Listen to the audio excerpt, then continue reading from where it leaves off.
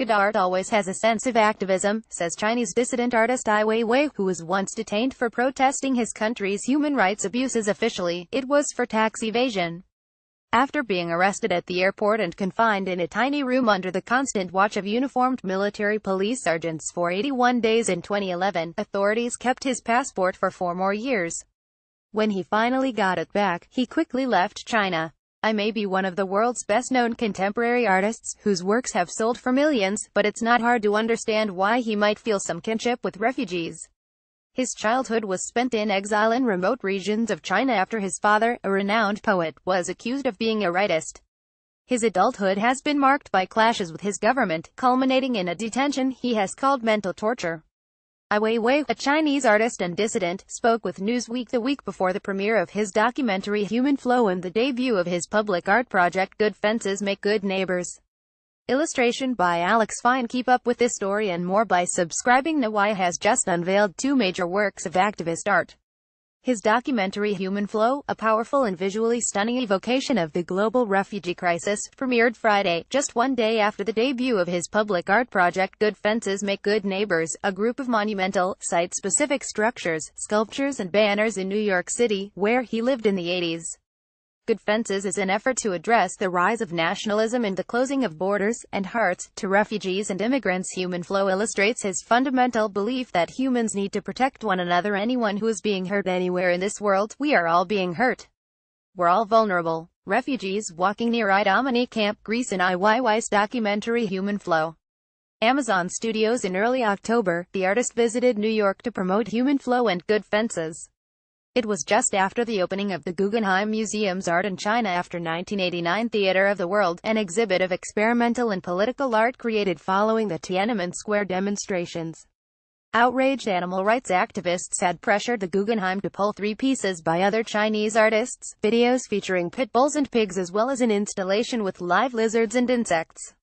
I talked to Newsweek about the museum's decision, what he hopes people will understand about the refugee crisis, and how history might treat the wall President Donald Trump wants to build on the US-Mexico border. A scene from Human Flow. Amazon Studios. What did we lose when the Guggenheim pulled those pieces? We all know different cultures and different locations have very different kinds of moral judgment. China is not the United States, China is not India, and we have to understand that. Cultural exchange is about looking at those differences. Of course, we're not saying it's right or wrong, because moral judgment makes art very narrow. The Nazis had very strong moral judgment in art. They would say many kinds of art were degenerate, abstract and surrealist art, and the healthy art was about the workers, socialist images. But as a result, German society became extreme. Any society trying to find the pure condition becomes extreme. So I'm saying in supporting those works, I don't like them or I don't dislike them, but I do think they have a right to be presented. Art says things that mirror our society, that make us think and argue. We cannot just break the mirror, because then we will not see ourselves or others. How would you describe the relationship between art and activism? If activism is being used in a magical way with imagination and creativity, it's art. And art also has more profound meanings if it struggles with human dignity or social justice than it has activism meaning in it. For me, it's not separable. The camera lingers on a mother and son in Sharia camp in Iraq in Ai Weiwei's Human Flow. Amazon Studios. In Human Flow, there are so many moments where you linger on an individual refugee in silence. It screamed, "Look at me, I'm human," and the documentary as a whole felt the same way, an appeal not only to look but also to see. What are you trying to make people feel when they watch the film? We need to give a few more seconds than the news or media normally would to picture the people. They're human beings. When you look at them, you have to take a deep breath. You have to give the viewer a moment to digest what is in front of him or her. What I want to achieve in this film is to get people to pay attention to human suffering and to realize that the sufferer is part of our humanity and it hurts everybody. We do have a responsibility as someone who is more privileged. We should not give up the responsibility or turn our faces away. I put a challenge to everyone who watches it. If anyone is being hurt anywhere in this world, we are all being hurt. This is a fundamental idea this film is trying to carry out. Yes, we have different religions, different backgrounds, different languages, but humanity is one. We're all vulnerable. We all want to have safety and for our children to have possibilities. We need to protect each other. Anyone may end up in a similar condition. People from the United States or in Europe, they are immigrants. They know exactly how difficult it is to give up a home, to go to another land to start over. How can we betray our own ideology and our own experience now to refuse people to picture those people in such hard conditions as dangerous and to relate the name refugee to terrorist or a threat to society is extremely narrow-minded and cold. It will not help our society to become a healthy society. Refugees at the Jordanian-Syrian border in human flow.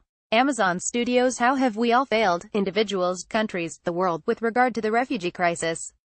If we really are conscious about this, about how it would affect our lives in generations, then the world leaders, the powerful nations, the decision makers, have to sit down to find a solution to protect humanity and to ensure peace.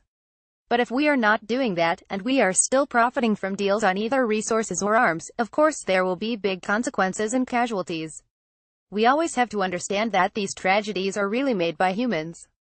They are created by humans and also can be solved by humans. That's why we had to make this film, for people to understand the situation and to act. Only enough individuals will make a political change. Ai Weiwei's arch at Washington Square Park in New York City is part of his public art project Good Fences Make Good Neighbors. Jason Weiche Public Art Fund. Human Flow and Good Fences both address barriers that prevent tolerance. Trump built a campaign on ideas like implementing a travel ban targeting Muslims and building a wall to keep out Mexican immigrants. If you could speak to him, what would you say? I think I would say, stop it. If he has any respect for American values. See how a great nation profits from accepting difference, from tolerance and understanding. Those things are really foundations of where this nation comes from. Trump's grandfather was a German immigrant. To turn his power to limit people who are in need, all sorts of people who would contribute their knowledge and talents to this society, is not a way, like he campaigned to make America great again. Building these walls is a ridiculous act. The Emperor of China built the biggest, longest Great Wall. Now people only laugh about it, because it's tourist ruins. It doesn't defend anything, and it's a permanent reminder of the insulting of human dignity.